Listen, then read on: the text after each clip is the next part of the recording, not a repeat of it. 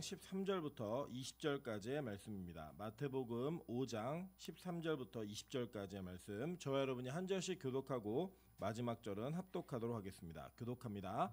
너희는 세상의 소금이니 소금이 만일 그 맛을 잃으면 무엇으로 짜게 하리요? 후에는 아무 쓸데없어 다만 밖에 버려져 사람에게 밟힐 뿐이니라. 너희는 세상의 빛이라. 산 위에 있는 동네가 숨겨지지 못할 것이요. 사람이 등불을 켜서 말 아래에 두지 아니하고 등경 위에 두나니 이러므로 집안 모든 사람에게 비치느니라. 이같이 너희 빛이 사람 앞에 비치게 하여 그들로 너희 착한 행실을 보고 하늘에 계신 너희 아버지께 영광을 돌리게 하라. 내가 율법이나 선지자를 폐하러 온 줄로 생각하지 말라. 폐하러 온 것이 아니요 완전하게 하려 함이라. 진실로 너희에게 이르노니 천지가 없어지기 전에는 율법의 1.1획도 결코 없어지지 아니하고 다 이루리라. 그러므로 누구든지 이 계명 중에 지극히 작은 것 하나라도 버리고 또 그같이 사람을 가르치는 자는 천국에서 지극히 작다 일컬음을 받을 것이요 누구든지 이를 행하며 가르치는 자는 천국에서 크다 일컬음을 받으리라. 내가 너희에게 이르노니 너희 의가 서기관과 바리새인보다 더 낫지 못하면 결코 천국에 들어가지 못하리라. 아멘. 우리 주변에 있는 분들과 이렇게 한번 인사하도록 하겠습니다. 당신의 얼굴을 보니 오늘 하루가 행복할 것 같습니다. 네, 옆으로도 또 앞뒤로도 인사하겠습니다. 네. 우리 교회가 항상 얼굴을 볼 때마다 행복해지는 행복 바이러스가 날로 커져가고 또 심각해지는 교회 되기를 주님의 이름으로 축원합니다. 네, 오늘은 마태복음 5장 13절부터 20절까지의 말씀을 가지고 가능한 불가능이라는 제목으로 하나님 말씀 증거하도록 하겠습니다.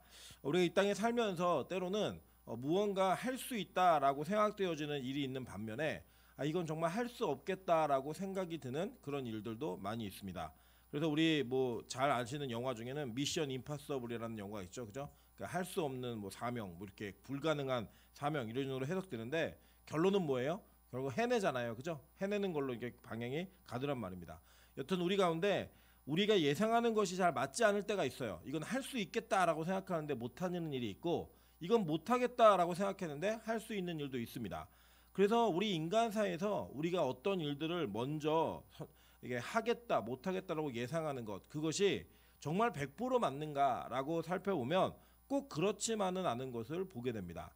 그럼에도 불구하고 성경에서는 우리가 절대로 할 수 없는 일이 있다라고 이야기를 합니다. 그것이 뭐냐? 바로 우리의 의가 스스로 이룰 수 없다라고 하는 것. 그거는 어떤 방법과 수단을 쓰더라도 확률이 제로라고 하는 확률, 절대 불가능하다라고 이야기하는 그런 내용들이 우리에게 주어지고 있다라고 하는 사실입니다. 그럼 오늘 여기 보시면 이 불가능한 일을 가능하게 하는 것이 세상의 빛, 소금과 어떤 연관성이 있나? 이게 예수님이 쭉 하신 설교잖아요. 그 설교 속에 그 답이 우리에게 주어져 있고, 그 답을 통해 저와 여러분이 어떤 원리로 이것이 이루어지는가를 정확히 알고 이해하는 것은 너무나 중요합니다. 왜냐하면 이것은 우리의 구원과 신앙생활에 아주 근간이 되어지는 너무나 중요한 내용이기 때문입니다. 저는 오늘 저와 여러분과 함께 이 내용들을 살펴보면서 이것이 과연 우리에게 어떻게 나타나야 되고, 또 이 세상의 빛으로 살아가는 것이 어떠한 사명인가, 이런 내용들을 다시 한번 살펴보면서 우리의 착한 행실이 온전히 드러나는 그런 교회 성도 되기를 주님의 이름으로 축원합니다. 우리 지난 시간에 여러분 기억하시겠지만 이 착한 행실이라고 하는 것이 우리의 어떤 행위가 도덕적 윤리적으로 누군가에게 착하다라는 칭찬을 받는 것, 이것이 아니라고 우리는 배웠습니다. 여러분, 이 땅에서 그냥 도덕 윤리적 관점으로 착하게 사는 사람들은 꼭 그리스도인이 아닙니다. 제가 보면 목사보다도 훨씬 착하게 살고 있는 스님들 많이 계시고요, 목사보다도 훨씬 착하게 사는 무교인들이 많이 있습니다. 여러분보다 자신의 기부 생활 이런 것들을 잘하고 있는 그런 평신도가 아닌, 신자가 아닌 이런 사람도 우리 많이 만나고 경험하게 됩니다. 그러한 삶의 원리와 기준을 세우고 윤리적 도덕적인 관점에서의 착한 행실대로 살아가는 것이 만약에 구원의 징표라고 한다면, 구원의 조건이라 한다면, 우리는 어쩌면 이 구원에서부터 좀 먼 사람일 수도 있고, 또 때로는 인간의 노력과 인간의 열심을 가지고 예수 없이도 구원을 이룰 수 있는 일들이 비일비재하게 일어날 예들이 너무나 많다라고 하는 것을 여러분 꼭 기억하셔야 됩니다. 그래서 우리가 어떤 개인의 구원의 문제를, 어떤 사람의 구원의 문제가 이렇다 저렇다라고 결론지어서 이야기할 수는 없지만 중요한 사실은 우리 인간 세계에서 윤리도덕적으로 너무나 잘 사는 사람들이 구원받는다라고 얘기하는 것은 무리가 있다라고 성경은 우리에게 이야기하고 있다는 것입니다. 그러면 과연 이 빛이 착한 행실로 남들에게 하나님께 영광을 돌리게 하는 그 징검다리가 어떠한 빛인가 그리고 어떠한 내용인가 이 내용들을 다시 한번 살펴보면서 이것이 말하고 있는 이것이 또 완성하고 있는 율법의 내용이 무엇인지를 한번 살펴보도록 하겠습니다. 먼저 이 빛은 우리가 알다시피 우리 자체에서 발광되는 것이 아니라 예수로부터 발광된 것을 우리에게 투영되는 것이라고 그러니까 조명되는 것이라고 우리 이미 지난 시간에 배웠습니다. 먼저 한번 볼까요? 요한복음 1장 9절부터 13절입니다. 참빛 곧 세상에 와서 각 사람에게 비추는 빛이 있었나니 그가 세상에 계셨으며 세상은 그로 말미암아 지은 바 되었을 때 세상이 그를 알지 못하였고 자기 땅에 오매 자기 백성이 영접하지 아니하였으나 영접하는 자 곧 그 이름을 믿는 자들에게는 하나님의 자녀가 되는 권세를 주셨으니 이는 혈통으로나 육정으로나 사람의 뜻으로 나지 아니하고 오직 하나님께로부터 난 자들이니라 라고 얘기합니다. 즉 이 성경에서 말하는 참 빛은 누구였냐? 바로 예수 그리스도였고 이 빛이 이 땅에 와서 어둠 즉 사람들에게 비추고 각 사람에게 어떤 반응이 있나를 통해 하나님의 자녀가 되는지 되지 않는지를 결정했다라고 성경은 우리에게 이야기합니다. 요한일서 2장 7절부터 8절도 동일한 내용을 이야기합니다. 사랑하는 자들아 내가 새 계명을 너희에게 쓰는 것이 아니라 너희가 처음부터 가진 옛 계명이니 이 옛 계명은 너희가 들은 바 말씀이거니와 다시 내가 너희에게 새 계명을 쓰노니 그에게와 너희에게도 참된 것이라 이는 어둠이 지나가고 참 빛이 벌써 비침이니라 라고 이야기해요. 자 그러니까 이미 이 계명 자체는 내가 너에게 쓰는 것은 새로운 계명 쓰는 게 아니라는 거예요. 옛날에 있었던 이야기 쭉 쓰는 거라는 거예요. 그 너희가 다 알고 있는 거다. 그런데 참 계명 새 계명은 뭐냐? 그 새 계명은 참 빛이 비춰지는 것 이게 바로 새 계명이었다라고 얘기하는 거예요. 그러면 새 계명은 뭐예요? 예수 그리스도가 우리에게 새 계명이라고 얘기하는 겁니다. 실제로 마태복음 4장 16절부터 17절에 예수님께서 스스로 이렇게 말씀하셨습니다. 흑암에 앉은 백성이 큰 빛을 보았고 사망의 땅과 그늘에 앉은 자들에게 빛이 빛이었도다 하였느니라. 이때부터 예수께서 비로소 전파하여 이르시되 회개하라 천국이 가까이 왔느니라 하시더라 라고 얘기합니다. 이사야서의 말씀을 인용해서 예수님께서는 자신이 이 땅에 오신 것 자체가 참빛이 오셨고 그 빛으로 하여금 이 세상의 어둠들과 어두운 자들을 비춤으로 말미암아 그 빛에 반응하는 자들을 통해 하나님께서 주시는 그 은혜의 통로가 열려지고 또 그 계획이 구원의 계획이 온전하게 이루어진다라고 얘기하는 것입니다. 그래서 실제로 예수님 자체가 참 음료요 참 떡이요 동시에 참 빛이었다라고 이 제자들은 이것을 증거하고 있는 것입니다. 실제로 이것은 예수님께서 아주 의도적으로 구약에 있었던 사건을 그대로 모티브하여 신약에서 성취되는 과정을 우리에게 보여주고 계십니다. 한번 볼까요? 마태복음 5장 1절과 2절입니다. 예수께서 무리를 보시고 산에 올라가 앉으시니 제자들이 나아온지라 라고 얘기합니다. 근데 이 산에라고 하는 헬라어가 원어로는 토오로스라고 얘기해요. 오로스가 산이에요.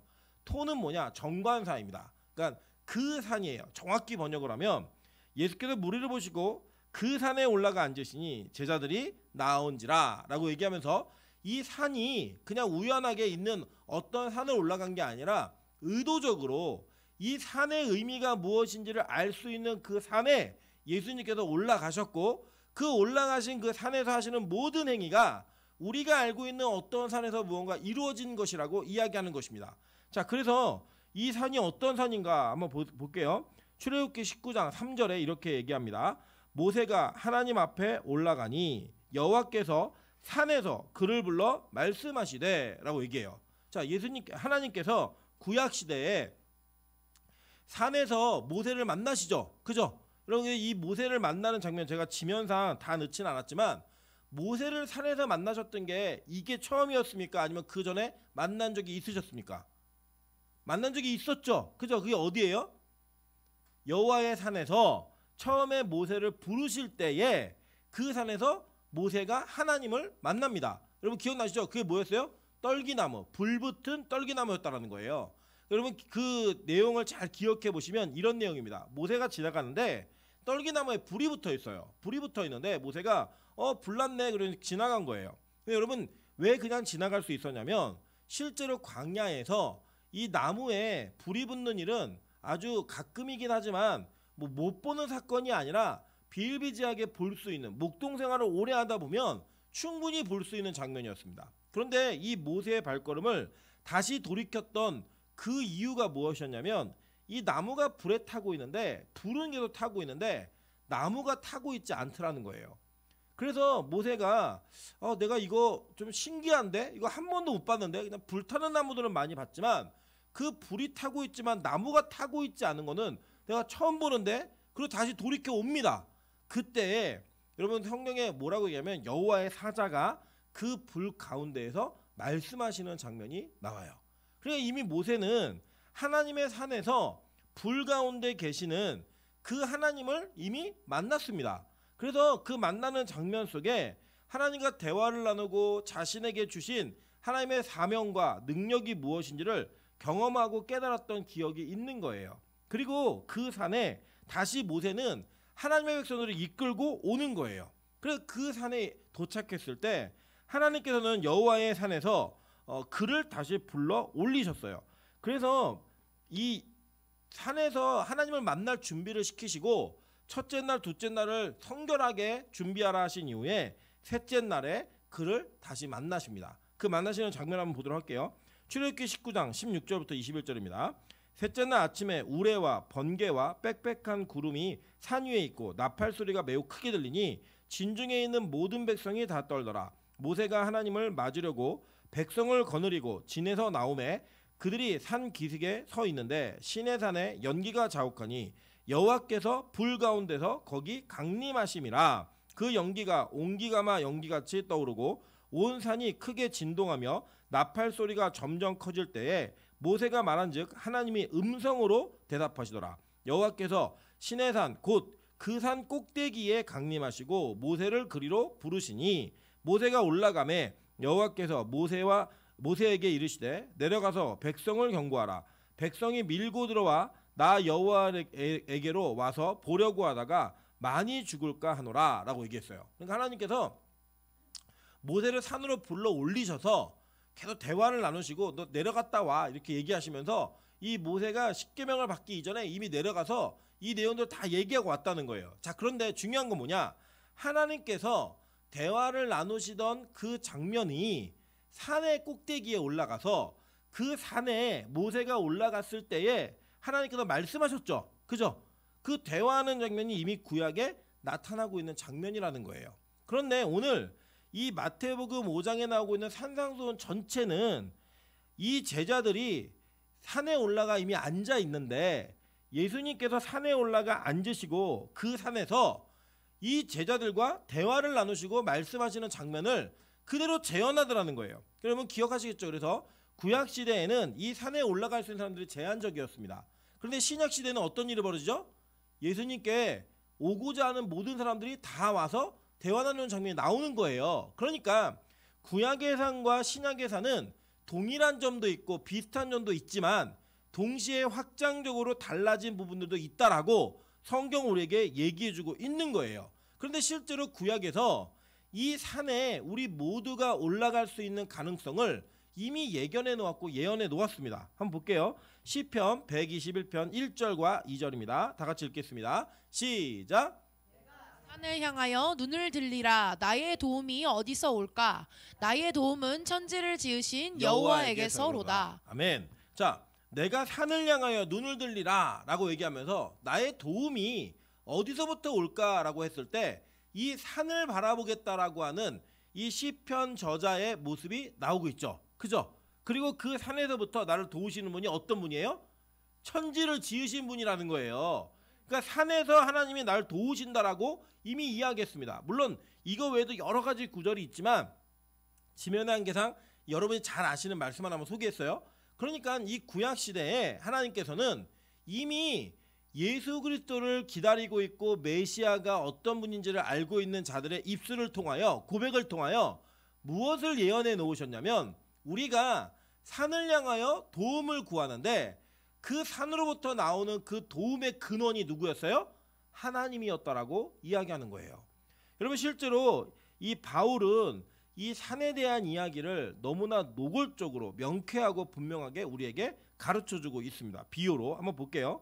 내게 말하라. 율법 아래에 있고자 하는 자들아 율법을 듣지 못하였느냐. 기록된 바 아브라함에게 두 아들이 있으니 하나는 여종에게서 하나는 자유 있는 여자에게서 낳다 하였으며 여종에게서는 육체를 따라 낳고 자유 있는 여자에게서는 약속으로 말미암았느니라. 이것은 비유니 이 여자들은 두 언약이라. 하나는 시내산으로부터 종을 낳은 자니 곧 하갈이라. 이 하갈은 아라비아에 있는 시내산으로서 지금 있는 예루살렘과 같은 곳이니 라고 얘기했어요. 자 보세요. 시내산에서 그 나온 율법을 뭐로 비유하고 있냐면 인간의 열심 즉 육체를 따라 낳았던 이 하갈의 아들인 이스마엘과 비교하고 있는 거예요. 그죠? 그러니까 이게 왜 중요하냐면 잘 보세요. 지금 이 두 산이 부딪히는 장면, 신약의 산과 구약의 산이 대비적으로 놓여지는 장면을 이 바울이 실제 사건을 통해 너무나 정확하고 분명하게 얘기를 해주고 있는 거예요. 그러니까 무슨 얘기냐? 지금 시내산에서 언약이 하나 나왔는데 그 시내산에 나온 언약은 육체를 따라 낳았다 이렇게 얘기합니다. 여러분 왜 하갈을 통해 낳은 이스마엘이 육체를 따라 낳은 거예요? 약속을 받은 자가 그 약속을 기다리지 않고 이 서로 합작해가지고 인간의 열심과 노력으로 아이를 낳았죠. 그죠? 그런데 하나님께서 그 낳은 아이 장자를 탈락시켜버렸어요. 아니야, 얘는 네 언약, 내 언약을 이어가고 네 씨가 될 자가 아니고 네 씨는 이 사라로부터 나올 거야 라고 하나님이 직접 말씀하셨어요. 그래서 이 내용을 비교하면서 두 가지 사건을 산에다가 그대로 대입하는 겁니다. 한번 볼게요. 계속. 그러니까 그 뒤에 보니까 지금 있는 예루살렘과 같은 곳이니 라고 얘기하면서 지금 현재 이 바울이 볼 때에 바울 시대의 예루살렘에는 뭐가 있었어요? 성전이 있었잖아요. 그죠? 그 성전도 율법의 일부이고 율법의 연장선이라고 얘기하고 있는 거예요. 바울은 지금. 그러니까 바울이 얘기하고 있는 이 내용은 이 산에서 나오는 율법 이것은 지금 계속 이어져서 성전까지 왔다라고 얘기하는 겁니다. 그런데 그게 뭐예요?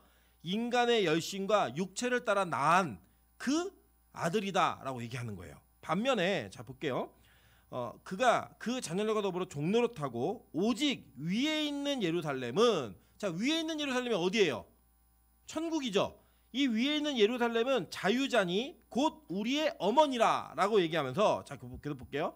기록된 바 잉태하지 못한 자여 즐거워하라. 산고를 모르는 자여 소리질러 외치라. 이는 홀로 사는 자의 자녀가 남편 있는 자의 자녀보다 많음이라 하였으니 형제들아 너희는 이삭과 같이 약속의 자녀라 라고 얘기합니다.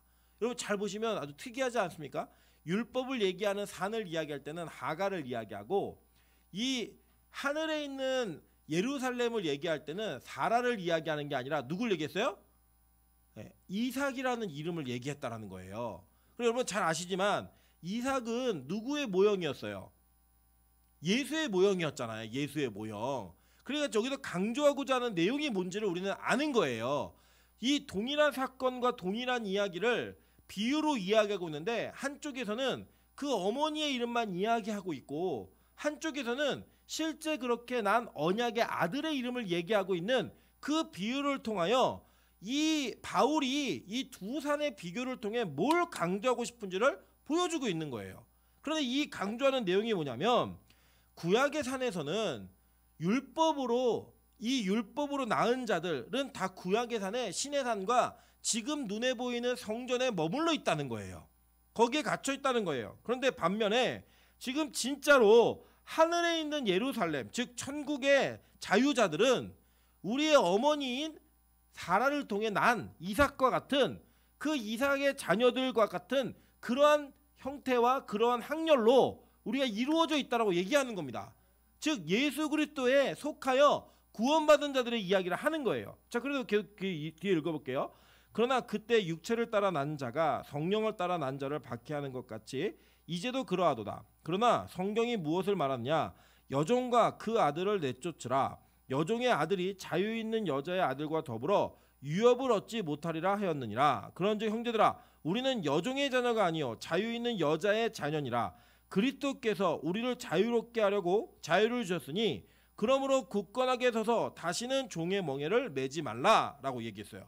자, 그러니까 지금 이 사건 즉 산상수훈은 이 비밀을 풀어내주고 있는 산이라는 거예요.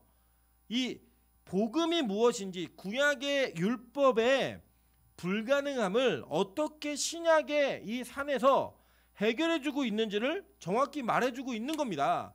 육체를 따라 살 수밖에 없는 구약율법에 매여있는 자들에게 신약의 새로운 법, 새 계명이 무엇인지를 얘기하는데 그 핵심이 누구예요? 그리스도께서 우리를 어떻게 하려고요? 자유롭게 하려고 자유를 주셨으니 이걸 강조하는 거예요. 그러니까 이 세상의 빛이라고 하는 그 빛의 실체가 뭐였어요? 예수님이셨죠.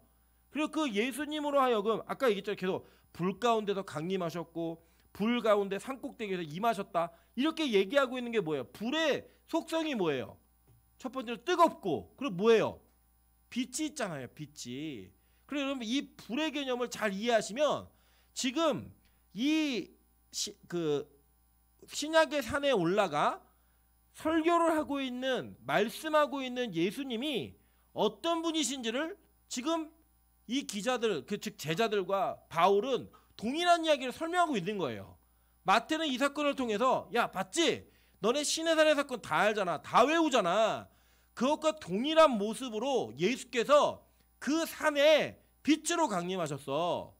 그리고 그 빛 대신 예수께서 너희들이 세상의 빛이다라고 얘기할 때에는 자신이 빛의 근원인데 자신에게 속한 자들에게 그 빛을 투영하여 이 세상에 그 빛을 나타나게 하시겠다라는 거예요. 그러면 여러분 잘 보세요. 여러분에게 예수 그리스도의 빛이 임하서 여러분이 그 빛을 나타내면 여러분 때문에 누가 증거돼야 되는 거예요? 예수님이 증거돼야 되는 거예요. 내가 예수를 믿었기 때문에 내가 유명해지는 게 아니라 예수님을 믿었기 때문에 내가 다른 사람들에게 존귀한 자가 되는 게 아니라 여러분을 통해 뭐가 증거돼야 되는 거예요? 예수 그리스도의 빛이 증거돼야 되는 거라는 거예요. 여러분 그래서 오늘이 추수감사 주일이잖아요. 이 추수감사 주일에 우리가 모든 것이 다 감사라고 고백하는 것, 이 감사의 고백은 바로 하나님으로부터 온 예수로부터 비춰진 빛이 우리의 인생을 얼마나 밝게 만들었는가를 고백하는 자리이고 그 고백을 통해 믿지 않는 자들이 야, 저 사람의 삶을 보니까 진짜로 저 사람은 예수 그리스도의 은혜로 말미암아 사는 사람이구나 라고 하는 걸 나타내는 게 착한 행실이라는 거예요. 빛을 나타내는. 그게 이제 이 구약의 산에서 신약의 산으로 넘어오면서 이 두 산이 합쳐질 때 완성되는 것이 무엇인지를 보여주고 있는 겁니다. 여러분 잘 보세요. 그래서 이사야 2장 1절부터 3절 한번 보겠습니다. 아모스의 아들 이사야가 받은 바 유다와 예루살렘에 관한 말씀이라. 말일에 종말에 여호와의 전에 산이 모든 산 꼭대기에 굳게 설 것이요 모든 작은 산 위에 뛰어나르니 만방의 그리로 모여들 것이라. 많은 백성이 가며 이르기를 오라 우리가 여호와의 산에 오르며 야곱의 하나님의 전에 이르자. 그가 그의 길을 우리에게 가르치실 것이라. 우리가 그 길로 행하리라 하니 이는 율법이 시온에서부터 나올 것이요 여호와의 말씀이 예루살렘으로부터 나올 것임이니라 라고 얘기해요. 자, 그러니까 지금 이 이사야의 예언의 내용이 무엇이냐면 마지막 날에 하나님의 전에 산에 하나님의 전이 있다는 거예요. 그러니까 이건 지금 뭘 얘기하는 거예요? 예수님 시대의 예루살렘이에요? 아니면 하늘에 있는 예루살렘이에요? 하늘에 있는 예루살렘을 얘기하는 거죠. 그 예루살렘이 이게 딱 임하게 되면 어떤 일이 벌어지냐면 많은 백성들이 만방에 다 그리로 모여들 거라는 거예요. 그래서 거기 그 산에 오르면서 뭐라고 얘기하냐면 하나님의 전에 이르면 우리가 거기에 올라가면 그의 길, 하나님의 길을 우리에게 가르치실 것이라 라고 얘기한 거예요. 그러니까 이것이 1차적으로 성취된 것은 오늘 이 산상수훈이라는 거예요. 그리고 2차적으로 이것이 완성되는 건 언제 완성되는 거예요? 주님이 다시 오시는 날 이게 완성된다는 거예요. 근데 그 내용이 뭐냐? 율법이 시온에서부터 나온다는 거예요. 그러니까 지금 구약의 율법이 신약의 율법이 되어서 온다는 거죠. 율법이 없어지는 게 아니에요.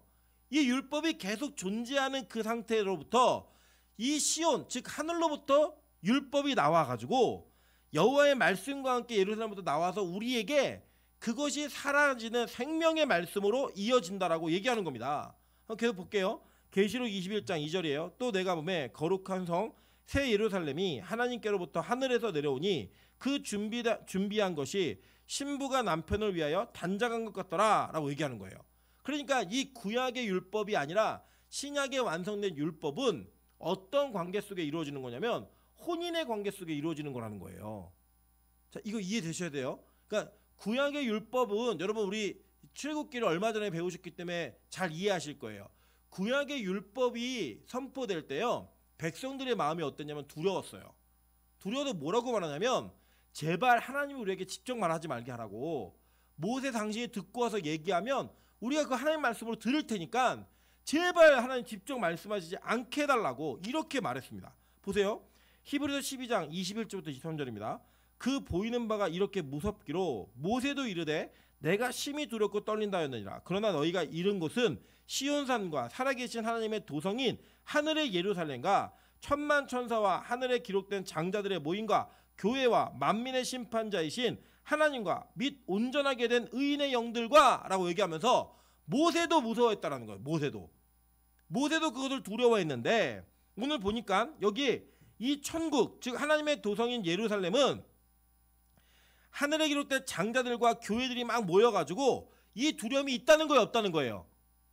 없다는 거예요. 지금 구약은 두려웠는데 신약에는 두려움이 있다 없다? 없다는 거예요. 율법을 듣는데 안 두렵다는 거예요. 즉 여러분 잘 보세요. 구약에 이 산에서 선포되어진 율법은 대표가 뭐였어요? 십계명이었잖아요. 근데 이 십계명이 여러분 다 우리 배우셨지만 십계명을 하나하나 뜯어보니까 안 걸리는 계명이 있어요 없어요? 없어요. 우리 다 걸린다고요 그 계명에. 그러니까 우리가 그 계명에 걸릴 때마다 여러분한테 뭐가 생겨요? 예를 들어요 여러분 법에 저촉되는 일을 하고 그 법을 집행하는 사람을 만나면 두려워야 돼 안 두려워야 돼요? 두렵잖아요. 예를 들면 여러분이 신호 위반하고 무단횡단했는데 건너편에 경찰이 서 있어요. 두려워 안 두려워요? 두렵잖아요. 그러니까 십계명은 하나님을 믿는 모든 자들에게 그 십계명을 분석하고 나를 그 십계명에 넣어보니까 다 걸리는 거예요. 그러면 하나님을 믿는 자들에게 이 십계명은 뭐로 나타나는 거예요? 두려움으로 나타나는 거예요. 두려움으로. 그러니까 구약의 율법은 저와 여러분에게 두려움을 주는 거예요. 두려움을. 왜요? 내가 못 지키니까 안 되니까 할 수 없으니까 그 두려움이 우리에게 온전히 임한 거예요. 그런데 우리가 진짜 이르는 곳은 시온산과 살아계신 하나님의 도성이라는 거예요. 거기는 두려움이 있다 없다? 없다라고 얘기하는 거예요.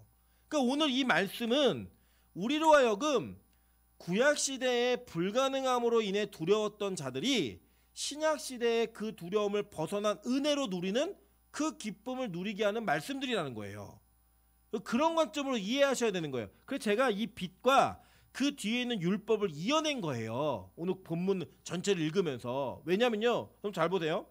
17절부터 우리 20절 다시 한번 읽어볼까요? 다 같이 읽습니다. 17절부터 20절. 자 시작. 예수께서 비로소 전파하여 이르시되 회개하라 천국이 가까이 왔느니라 하시더라. 갈릴리 해변에 다니시다가 두 형제 곧 베드로라 하는 마태복음 5장 17절부터 20절이요.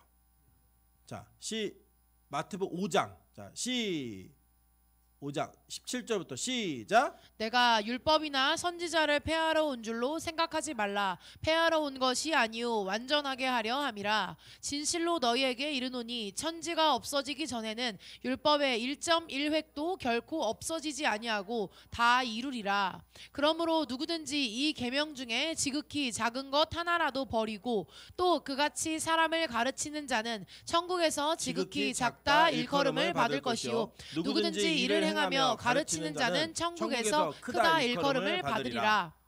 내가 너희에게 이르노니 너희 의가 서기관과 바리새인보다 더 낫지 못하면 결코 천국에 들어가지 못하리라. 라고 얘기했어요.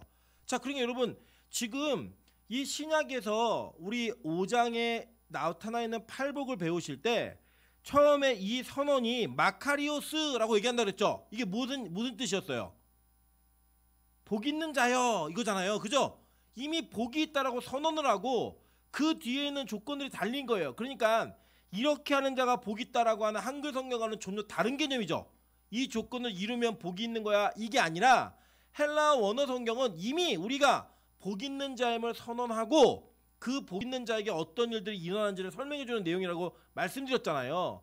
그것과는 상반된 것처럼 보여져요. 이 내용이 율법이 안 없어진다는 거예요. 그 율법을 폐하러 온 줄로 생각하지 말라는 거예요. 내가 이거 다 완성하려고 왔고 너희에게 이 율법이 다 이루어져야 되는데 하나라도 이루어지지 않으면 너희들 즉 작은 자라 일컬어 받을 거고 행하지 않고 가르치면 작은 자로 취급을 받는다 이 얘기예요.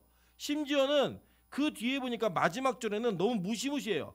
야 너희의 의가 서기관들과 바리새인들보다 더 낫지 않으면 결단코 천국에 들어가지 못한다예요. 지옥 간다는 거예요. 지옥.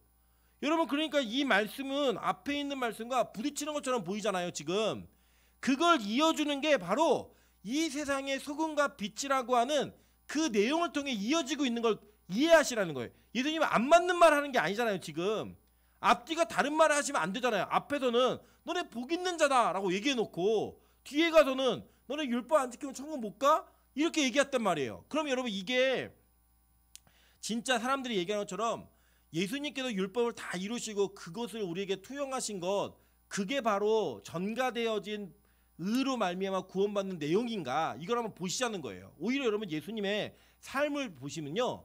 예수님이 율법을 다 지키셨어요? 아니면 막 어기셨어요? 예? 어기셨잖아요. 예수님이 율법을 지킨 부분도 있어요. 예를 들면 절기를 지키려고 올라가셨어요. 그죠? 그 11조도 하라고 하셨어요. 이런 거 보면 율법을 지키신 것 같아요. 그런데 예수님이 안식일을 지켰어요? 안 지켰어요? 안 지켰어요. 안식일에 하지 말아야 될 일들을 마구 하셨다고요. 안식일에 병자를 고치고 안식일에 사람들 보고 너 자리 들고 걸어가 이런 얘기를 하면서 다른 사람들로 하여금 안식일을 어기는 것들을 서슴없이 하게 만들었다고요. 그래서 그 안식일에 율법을 지키고 있는 자들이 예수님 죽이려고 한 거예요. 왜냐? 말이 틀린 말은 아니거든요. 안식일에 병자를 고쳐놓고 너 왜 안식일에 병자 고쳤어? 물어보니까 니네 소가 양이 구덩이에 안식일날 구덩이에 빠지면 안 건져? 쟤는 내 생명이야. 내 자녀야. 이 말하니까 할 말이 없는 거예요. 안식일에 병이 나왔어요. 병이 낫는 걸 보면서 그 현장에서 뭘 얘기하냐고요. 평생도록 못 걷던 자가 걷는데 평생도록 38년 동안 움직이지 못한 자가 자리를 들고 걸어가는데 누가 그걸 뭐라 그러겠어요.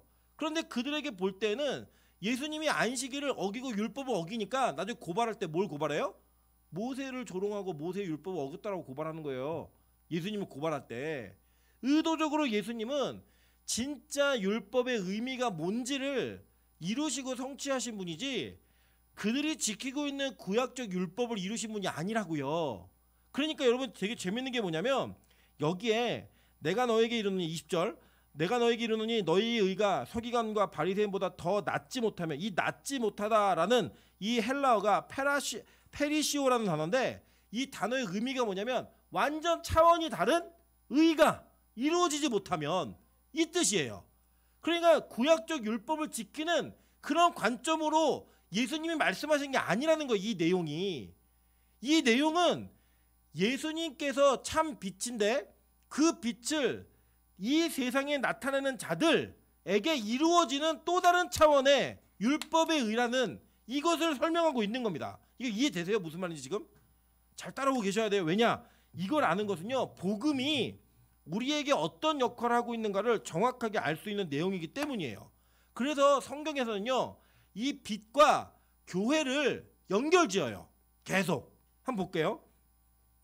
계시록 1장 20절입니다. 내가 본 것은 내 오른손의 7별과 비밀과 또 7금 촛대라. 7별은 7 교회의 사자요. 7 촛대는 7 뭐래요?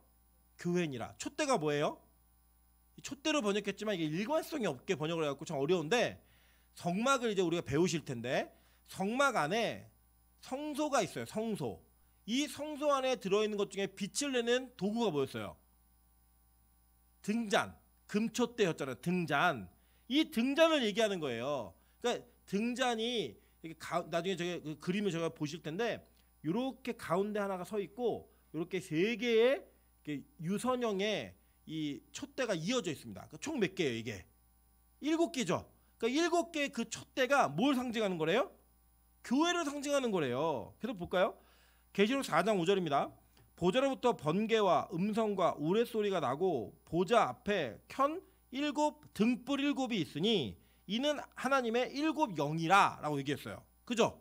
계시록에 있는 말씀이에요. 그대로. 그러니까 번개, 음성, 우레소리 이거 언제 있었던 거예요? 네? 처음에 언제 있었던 거예요? 하나님의 임재가 나타날 때 출애굽기에 시내산에서 있었던 일이잖아요. 그죠? 그 일들이 동일하게 구약에서 있었던 사건이 마지막 종말에 이루어지면서 그것이 어떻게 완성되는 모습으로 나타나는가 봤더니 보좌 앞에 켠 7 등불이 있다는 거예요. 그리고 그게 뭐래요? 하나님의 7 영이라는 거예요. 7 영이라는 거는 영이 7개다라고 이해하시면 안 되고 7이라는 숫자가 얘기하는 게 뭐예요? 완성의 의미였죠. 완성의 영이 나타났다는 거예요. 그게 뭐냐? 볼게요. 계시록 5장 6절 한번 볼게요. 내가 또 보니 보좌와 내 생물과 장로들 사이에 한 어린 양이 서 있는데 일찍이 죽임을 당한 것 같더라. 그에게 7 뿔과 7 눈이 있으니 이 눈들은 온 땅에 보내심을 받은 하나님의 7 영이더라 라고 얘기해요. 그러니까 이게 보세요. 이걸 어떻게 이해하시면 딱 들어오시냐면 지금 교회와 보좌에 앉으신 하나님 성부, 그죠? 그리고 7 촛대도 교회였죠. 그죠? 1촛대 교회였고 거기에 붙은 불, 그죠? 그리고 이게 7 영이래요. 하나님 보내신 영. 그러니까 이게 다 뭐냐? 교회와 성부와 성자와 성령 이 삼위일체를 그대로 얘기해 주는 거예요. 그러니까 계시록에서 말하는 건 뭐냐면 이 7 촛대 교회는 누구가 머리예요? 예수가 머리잖아요. 그 머리에게 붙임받은 자들 그게 뭐였어요? 교회였다고요. 그러니까 이 교회가 빛을 발하는데 이 교회의 빛은 누굴 통해 나오는 빛인 거예요? 예수를 통해 나오는 빛인 거예요. 그 예수를 통해 나오는 빛 그리고 그 하나님의 7 영 우레소리 켠 7 등불 그리고 보내심을 받은 하나님의 7 영 이 모든 것들이 삼위일체가 교회 안에 어떻게 나타나야 되는지를 얘기해주고 있는 거예요. 동일하게. 즉 이 빛은 교회가 반드시 소유해야 되고 반드시 발해야 되는 빛이며 이것은 삼위일체 하나님이 계신 교회에만 가능한 일이라고 얘기해 주는 거예요. 교회가 누군데요? 저와 여러분이잖아요. 이거 빛과 소금교회라고 하는 이 지금 이 땅의 유한한 교회를 얘기하는 게 아니라 우리 모두가 각자가 교회잖아요. 그 교회들을 이야기하는 그 내용인 거예요. 여러분 그런데 잘 보세요. 진짜 우리가 이 빛을 발하는 게 구약의 율법을 다 지켰기 때문에 발하는 거냐고요. 한번 볼게요. 자, 내가 율법이나 선지자를 폐하러 온 줄로 생각하지 말라. 폐하러 온 것이 아니요 완전하게 하러 왔다라고 얘기해요. 그런데 이 완전하게라는 헬라어가 플레로라는 단어인데 이루어지다, 성취하다, 채우다라는 뜻이에요. 근데 여러분 진짜 예수님이 율법을 다 지켰냐? 안 지키셨고 우리도 율법 다 지켰어요? 안 지켰어요. 못 지켰다고요. 그러니까 구약에 말하고 있는 율법의 문자적 내용을 지키는 것 이게 하나님이 말씀하신 게 아니에요. 여러분 실제로요. 이 율법을 지키지 않는 자들은 어떻게 되는지 성경은 너무 분명하게 얘기해주고 있어요. 신명기 28장 1절과 3절 그리고 20절부터 24절 한번 보겠습니다. 내가 내 하나님 여호와의 말씀을 삼가 듣고 내가 오늘 내게 명령하는 그의 모든 명령을 지켜 행하면 내 하나님 여호와께서 너를 세계 모든 민족에 뛰어나게 하실 것이라. 내가 내 하나님 여호와의 말씀을 청종하면 이 모든 복이 내게 임하여 내게 이르리니 성읍에서도 복을 받고 들에서도 복을 받을 것이며 복 받는 얘기예요. 여러분 좋아하시는 얘기죠. 예. 근데 이 조건이 뭐예요? 모든 명령을 다 지켜 행하면 이거예요. 그래 우리는 복 받을 사람이다 아니다. 예. 자격의 탈락이에요. 우리는 지키지 못한 법이 얼마나 많은데요. 우리가 이거는 자격 조건으로 따지면 복을 못 받는 자들이라고. 우리는 오히려 그 뒤에 20절부터 24절 한번 볼게요. 내가 악을 행하여 그를 잊음으로 내 손으로 하는 모든 일에 여호와께서 저주와 혼란과 책망을 내리사 망하며 속히 파멸하게 하실 것이며 여호와께서 내 몸에 연병이 들게 하사 내가 들어가 차지할 땅에서 마침내 너를 멸하실 것이며 여호와께서 폐병과 열병과 염증과 학질과 한재와 풍재와 썩는 재앙으로 너를 치시리니 이 재앙들이 너를 따라서 너를 진멸하게 할 것이라. 내 머리 위의 하늘은 노치되고 내 아래의 땅은 처리될 것이며 여호와께서 비 대신에 티끌과 모래를 내 땅에 내리시리니 그것들이 하늘에서 내 위에 내려 마침내 너를 멸하리라. 여러분 이거의 주인공 아니에요? 오히려 우리가 못 지킨 자들은 이렇게 된다는 거예요 지금. 근데 여기 잘 보시면 보세요. 20절에 보면 내가 악을 행하여 그를 잊음으로, 이거예요. 악을 행하여 그를 잊음으로. 즉 이 내용을 분석해보면 뭐냐면 우리가 하나님을 잊고 예수님을 잊는 것, 예수님을 잊고 행하는 모든 행위가 다 뭐라는 거예요? 악이라는 거예요. 이 내용은. 그러니까 하나님을 잊어버리고 하는 행위는 다 악이에요. 그래서 여러분 예수님을 잊어버리고 여러분이 선행을 한다라고 뭘 하잖아요. 그게 뭐래요? 악이래요. 나는 남을 도왔는데 내 의로 도운 거예요. 하나님을 잊어버리고 예수를 생각하지 않고. 이게 뭐래요? 악이래요. 예배를 드리는데 그 예배 속에 예수가 없어요. 잊어버렸어요.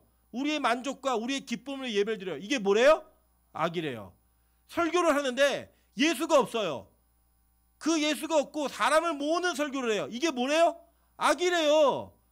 그러니까 우리는 이 악한 행위의 근원이 무엇인지를 정확하게 분석하고 기억을 해보면 우리가 하는 모든 행위는 예수와 연관성이 있는가 없는가, 이걸로 선과 악이 구별된다는 거예요. 자, 이거를 그래서 신약에서는 이 적용을 이렇게 하는 거예요. 잘 볼게요. 로마서 13장 8절부터 10절입니다. 피차 사랑의 빛 외에는 아무에게도 아무 빚도 지지 말라. 남을 사랑하는 자는 율법을 다 이루었느니라. 간음하지 말라, 살인하지 말라, 도둑질하지 말라, 탐내지 말라 한 것과 그 외에 다른 계명이 있을지라도 내 이웃을 내 자신과 같이 사랑하라 하신 그 말씀 가운데 다 들었느니라. 사랑은 이웃에게 악을 행하지 아니하나니 그러므로 사랑은 뭐의 완성이래요? 율법의 완성이니라 라고 얘기했어요. 사랑은 율법의 완성이래요. 근데 여러분 이 사랑이 예수님께서 율법을 요약해 주시죠. 두 가지로. 어떻게 요약했죠? 내 하나님을 사랑하고 내 이웃을 사랑해라. 이 두 가지가 율법의 완성이라는 거예요. 이게. 그러니까 우리가 세상에서 이 빛의 역할을 감당하는 것은 먼저 뭐가 우선돼야 되는 거예요? 하나님을 사랑하고 그 사랑으로 이웃을 사랑하는 거예요. 그래서 여러분 우리가 동일하게 누군가를 사랑한다라는 표현과 고백을 한다 할지라도 그것이 하나님을 사랑하는 것과 연관되어 있지 않으면 이게 뭐예요? 악이에요. 연관되어 있으면 선이고요. 때로는 하나님을 사랑하는 것 때문에 누군가를 내치고 누군가를 분명하게 권면하면서 강력하게 이야기하는 것, 이게 뭐예요? 선인 거예요. 그런데 하나님을 잃어버리고 내 의와 내 기준으로 누군가를 지적하고 손가락질하는 거, 이게 뭐래요? 악이라는 거예요. 그러니까 이제 그리스도인의 모든 행위는 우리의 율법의 완성은 예수와 연관성이 있는가 없는가를 통해 이루어지고 이루어지지 않는 것이 된다라는 거예요. 이게 중요한 사실인 거예요. 이게. 여러분 그래 보세요. 마태복음 7장 12절 보니까 그러므로 누구든지 남에게 대접받고자 하는 자는 너희도 남을 대접하라. 이것이 율법이요 선지자니라. 내가 대접받고 싶은 대로 남을 대접하라는 거예요. 그러니까 나와 하나님과의 관계 속에서 내가 하나님께 대접받고 싶은 내용이 무엇인지를 여러분 기억을 하면 그것을 통해 남을 대접할 수 있는 은혜가 생긴다라고 얘기하는 거예요. 이게 지금. 이게 왜요? 율법이요 선지자니라. 율법이 뭔데요? 하나님 뜻이잖아요. 선지자가 뭔데요? 하나님의 뜻을 알려주는 자잖아요. 그들을 통해 이 내가 뭘 받고 싶은지, 내가 뭘 이루고 싶은지를 나에게 적용할 수 있는 건 남에게 그대로 하라는 거예요. 하나님과 관계성 속에서. 그래야지만 이것이 율법의 완성으로 이루어진다라고 얘기하는 겁니다. 그리고 잘 보세요. 우리는 율법을 스스로 지킬 수 없는 불가능한 자들이에요. 그죠? 그래서 그 불가능한 것을 자꾸 강조하면 우리 안에 무슨 일이 발생하냐면 아, 나는 끝이구나, 나는 절대 할 수 없구나가 강조되는 거예요. 그러니 구약의 관점으로만 우리가 가르치고 배우잖아요. 그럼 그 교회는 삭막해집니다. 소망이 없는 거예요. 듣고 나면 힘 빠지는 거예요. 이룰 수 없다라는 그 한계에서 머무르는 거예요. 그냥. 그래서 구약의 율법만으로는 절대로 우리가 천국을 갈 수가 없어요. 이뤄낼 수가 없다고요. 이게요 절대로 불가능한 일이라고 이미 선언이 되어져 있어요. 그런데 이게 어떻게 가능하게 된 거냐면, 이 불가능한 일을 어떻게 가능하게 만드는 거냐면, 예수와 관계되어진 빛의 사명이, 참 빛인 예수가 우리 안에 빛으로 나타나기 시작해서 그 빛으로 말미암아 우리의 빛을 내기 시작하면, 그러니까 누구의 빛이에요? 예수의 빛이죠. 예수의 빛을 내기 시작하면 그 예수와 관계되어진 모든 일들이 다 뭐라는 거예요? 선이라는 거예요. 그것이 율법의 완성이라는 거예요. 그래서 때로는 구약의 율법의 문자를 어긴 것 같지만 그게 누구와 관련되어 있는 거예요? 예수와 관련되어 있으면 그게 뭐예요? 선이라는 거예요. 그래서 때로는 시아버지와 동침한 며느리의 행위를 성경은 의라고 얘기하는 거예요. 남을 속인, 정탐꾼을 숨겨주고 남을 속인 거짓말한 라합의 행위를 의라고 얘기하는 거예요. 왜요? 하나님의 예수 그리스도가 그 족벌턱에 와야 되니까, 그 의와 관련이 있으니까 그것은 의라고 얘기하는 거예요. 이해되세요? 무슨 말인지. 성경이 왜 우리가 알고 있는 윤리의 도덕을 넘어서 버리는지, 우리가 갖고 있는 기준을 넘어서 버리는지, 그거를 알 수 있는 그 근거가 분명해야지만 우리는 이 불가능한 일이 어떻게 우리에게 가능해지는지 알게 되는 거예요. 이렇게 볼게요. 한번 로마서 7장 23절부터 24절입니다. 내 지체 속에 한 다른 법이 내 마음의 법과 싸워 내 지체 속에 있는 죄의 법으로 나를 사로잡아오는 것을 보노라. 오라 나는 공고한 사람이로다. 이 사망의 몸에서 누가 나를 건져내라. 여러분, 어떤 분들은요 이게 바울이 예수 믿기 전에 고백이라고 얘기하는 거예요. 아니에요. 절대 그렇지 않아요. 여러분, 이미 예수를 믿은 자들에게 여러분이 율법에 끌려가지고 사망의 법으로 끌려당기는 걸 느끼세요? 못 느끼세요? 여러분, 예수 믿고 죄 지을 때마다 이 가책이 안 느껴지세요? 성경이 말하는 명백한 죄가 여러분한테 이루어졌을 때 여러분, 아, 나는 끝났구나, 나는 안 되는 놈이구나, 나는 가능성이 없구나, 이렇게 여러분의 마음이 안 끌려오세요? 끌려오시잖아요. 그래서 괴롭잖아요. 그 힘들잖아요. 포기하고 싶고 안 하고 싶고 이런 일들이 벌어지잖아요. 왜요? 그 시내산에서 온 율법, 그 율법이 여러분을 그래 끌고 가버리는 거예요. 육체의 열심으로 이룰 수 없는 불가능한 일이니까 그 불가능이 여러분을, 너는 계속 불가능한 놈이야, 넌 불가능해, 넌 안 돼, 끌어당기는 거예요. 계속. 근데 잘 볼게요. 이것은요 이미 예언되어 있었어요. 갈라디아서 3장 11절부터 13절 다 같이 읽습니다. 시작. 말미암아 의롭게 되지 못할 것이 분명하니 이는 의인은 믿음으로 살리라 하였음이라. 율법은 믿음에서 난 것이 아니니 율법을 행하는 자는 그 가운데서 살리라 하였느니라. 그리스도께서 우리를 위하여 저주를 받은 바 되사 율법의 저주에서 우리를 속량하셨으니 기록된 바 나무에 달린 자마다 저주 아래에 있는 자라 하였음이라 라고 얘기해요. 자, 그러니까 지금 율법으로는 아무도 의롭게 될 수 없다라고 이미 성경이 선언했어요. 그래서 우리는 맨날 죄, 사망의 법이 우리를 탁 올가맬 때마다 안 끌려갈 수 있어요, 없어요? 없어요. 끌려가는 거예요. 무조건 다 걸리는 거예요. 다 걸리면 걸려요. 즉 걸리자마자 이 사망의 법은 우리를 쇠사슬로 묶어가지고 쫙 끌어당겨요. 그냥. 그래서 우리는 그냥 못 끌려가더니 질질질 끌려가는 거예요. 그냥 안 하려고 노력을 해도 이걸 하나 끊어내면 다른 족쇄가 또 채워지고, 이걸 끊어내면 다른 족쇄가 채워지고, 계속 채워지면서 우리는 계속 끌려다니는 인생을 사는 거예요. 이 율법 때문에. 그래서 그 율법으로 주르륵 끌려갈 때 그 구약의 율법의 의의를 우리가 어떻게 이루느냐? 예수께서 대신 그 저주를 받아내셨다는 거예요.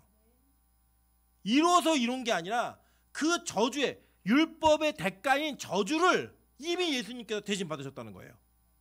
그래서 율법을 이루신 거예요. 하나하나 다 지켜서 이루신 게 아니라 그렇게 이루어 가시는 거라고요. 그래서 그 예수의 빛이 우리에게 임하게 되면 어떤 일이 벌어지느냐? 로마서 8장 2절부터 4절입니다. 다 같이 읽을게요. 시작.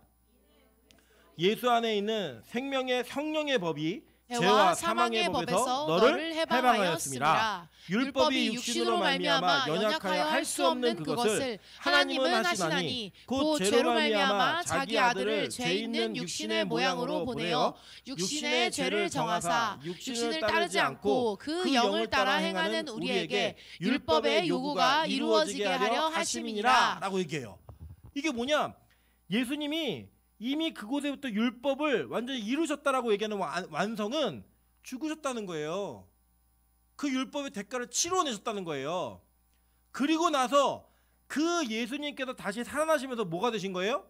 참 빛이 되신 거라고요. 그 참빛, 즉 예수 그리스도의 죽으심과 그 십자가와 부활이 우리 안에 온전히 이루어지는 그 역사가 이루어져야지만 그 빛이 우리에게 나타나기 시작한다는 거예요. 그 율법의 요구로 이루어진 것이 우리에게 그대로 전가된다는 거예요. 그러니까 이것은 예수님이 율법을 다 지켰기 때문에 가능한 게 아니라 예수님의 그 율법의 요구가 이루어지게 된 거예요. 너 이거 못하면 죽어. 그래서 죽으신 거예요. 그리고 우리로 하여금 우리를 그 생명의 성령으로 이끌어오는데 방법이 뭐예요? 우리로 하여금 우리에게 율법의 요구가 이루어지게 하려 하심. 그럼 뭐예요? 우리도 죽어야 되는 거예요. 죽는 거예요. 그래도 우리가 여러분 그래도 왜 우리 보통 어떤 사람에게 어떤 혐의가 있을 때 이 사람이 죽으면 어떻게 처리돼요? 공소권 없음. 끝나요. 어떤 사기를 쳤건 어떤 살인죄를 저질렀건 무슨 죄를 저질렀건 간에 그 사람이 죽으면 끝나요. 그 법이 더 이상 그를 올가매지 못해요. 그게 바로 율법을 이루어가는 방법이라는 거예요. 우리가 십자가에서 예수와 함께 죽으면 우리에게 율법의 요구가 이루어진 거예요. 어떻게 해요? 공소권 없음으로. 그러면 우리는 죽는 것으로 끝나요? 아니죠. 예수가 어떻게 했어요? 다시 사셨잖아요. 우리도 거기에 속해서 다시 사는 거예요. 그래서 참 빛인 그 예수 그리스도에게 속한 바 되어 우리에게 예수의 빛이 나타나는 것은 우리가 예수 때문에 죽어야지만 예수로 말미암아 함께 십자가에 못 박혀야지만 가능한 일이라는 거예요. 그러니까 여기에 말하는 마지막에 너희의 의가 서기관과 바리새인과 더 다른 차원에 낫지 못하면 결코 천국에 들어가지 못하리라 라고 하는 건 뭐예요? 문자적으로 이거 다 이루라는 거예요? 아니요. 그게 아니라 죽으라는 거예요. 예수와 연관된 삶을 살으라는 거예요. 그게 이루어져야지만 너희가 천국에 들어갈 수 있다라고 성경을 가르치고 있는 겁니다. 그래서 여러분 우리에게는 불가능한 일인데 이 불가능한 일을 가능케 하셨어요. 누가요? 예수가. 참 빛이. 그래서 이 위에 있는 너희는 세상의 소금이니 너희는 세상의 빛이니 이 말씀과 이 율법의 완성의 말씀이 이어져 있는 거예요. 그 이어진 말씀을 통해 우리가 어떻게 이 율법의 요구를 이루어내는지를 성경은 너무 자세하게 설명해주고 있는 겁니다. 믿으십니까? 여러분 그게 여러분 안에 이루어져야 되는 거예요. 그것에 대한 증거가 바로 이 추수감사절입니다. 어떤 감사절이냐? 모든 게 다 감사한 거예요. 다 은혜니까. 내 삶에 이루어진 모든 것들 이번 2023년 동안 실패한 것도 있고 성공한 것도 있고 아직 유보된 것도 있고 응답되지 않은 내용도 있고 여러 가지 내용들이 우리 삶 가운데 다 있어요. 그 장면 속에 있는 모든 사건이 다 뭐예요? 은혜라는 거예요. 다 감사의 제목이라는 거예요. 왜요? 예수와 연관되어진 그 예수로 말미암아 내 안에 이루어진 일이니까. 여러분 혹시 여러분 자신에게 실망하는 사건이 있으셨습니까? 예수께서 여러분의 실체를 폭로하신 거예요. 그리고 감사해요. 여러분 때로는 이번 연도에 여러분 성공한 일이 있습니까? 여러분이 열심히 해서가 아니고 하나님이 여러분에게 그 길을 열어주셨기 때문이에요. 그래서 그게 바로 감사의 제목이에요. 그 감사의 제목으로 우리가 하나님 앞에 헌금을 하고 봉사를 하고 예배를 드리고 모든 것들을 하는 거예요. 왜요? 다 은혜니까. 여러분 가장 큰 은혜, 가장 큰 감사는요. 우리가 예배할 수 없는 자들이 예배하고 있다는 거예요. 여기 나와서 뭐 졸든 정신이 딴 데 가 있든 뭐 전혀 상관없이 그냥 그럼에도 불구하고 내가 예배 자리에 있다는 거예요. 그게 은혜 아닙니까? 그게 진짜 감사의 제목 아닙니까? 우리가 무슨 예배를 드리는 사람들이에요. 우리가 무슨 하나님을 예배하는 자들이에요. 아니잖아요.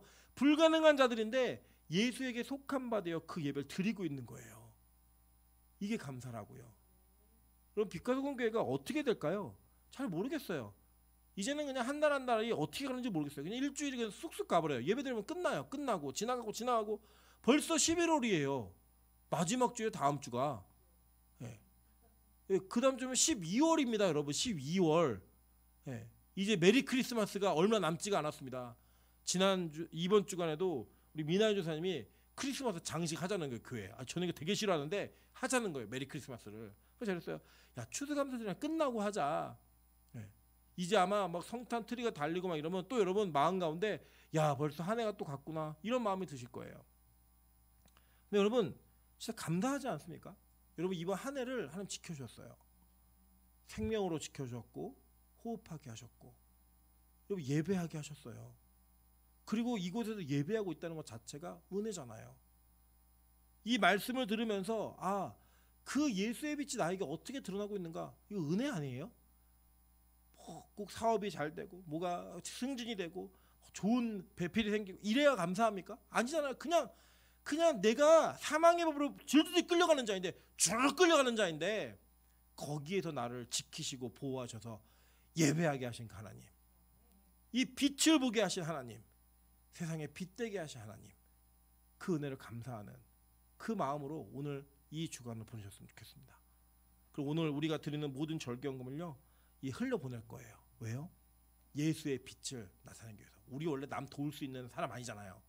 남 돕는 교회 아니었잖아요. 그런데 이 돕는 것을 통해 우리가 예수 때문에 일을 할 수 있다는 걸 얘기하고 고백하는 거예요. 예수 때문에 이것을 할 수 있다는 것을 증거하는 거예요. 왜요? 그들이 우리를 보고 하나님께 영광 돌리게 하기 위해. 와, 저 교회가 예수 붙들더니 예수가 이 교회에 임하고 나니까 예수께서 이 교회 중심에 잘 잡고 계시니까 저런 작은 교회가 이런 일을 하네? 보여주는 거예요. 우리가 할 수 없는 일을. 누구 때문에? 예수 때문에. 그런 고백이 있는, 그런 기적이 있는 여러분의 일생이 되시기를 주님의 이름으로 축원합니다. 같이 한번 찬양으로